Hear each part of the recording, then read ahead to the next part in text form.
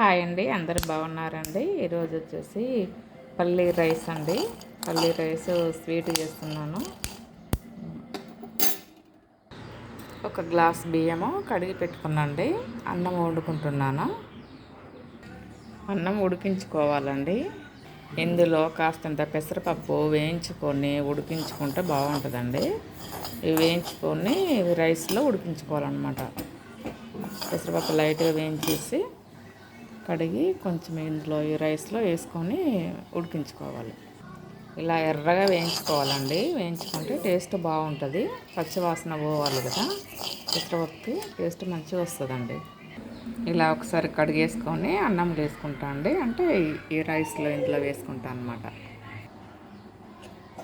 ఇందులో వేసుకున్నామండి. ఇగో ఇలా వస్తుందండి. పప్పు ఉడకాలండి బాగా మెత్తగా.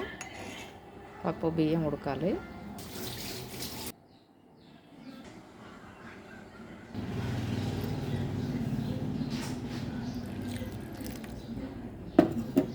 అవి వాటర్లో ఇట్లా పౌడర్ మెత్తగా కలుపుకోవాలండి, పేస్ట్ లాగా.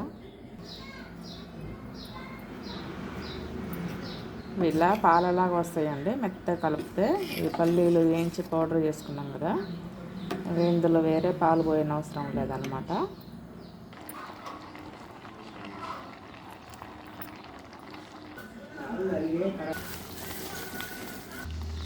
తయారవుతుందండి పాయసము.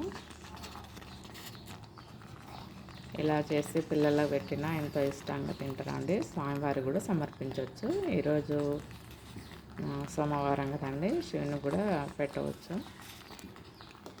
కాకపోతే శివునికి ఆవు పాలు పోస్తే మంచిదండి. మా ఇంట్లో మా అబ్బాయి పాలు పెరుగు తినడండి. అందుకే ఇట్లా ఓన్లీ అవి వేరుశనగ పల్లీలతో మాత్రమే చేస్తున్నాను అనమాట మా అబ్బాయి కోసం ఈరోజైతే. ఇవి వట్టిగానే వేస్తున్నాండి. నెయ్యి మా బాబు తినడు, అందుకని వట్టిగానే కడిగేస్తున్నాను అనమాట జీడిపప్పులు.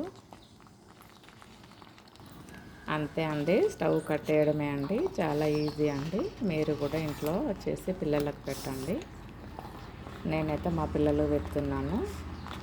ఓకే అండి, థ్యాంక్ యూ అండి. అందరికీ నమస్కారం అండి.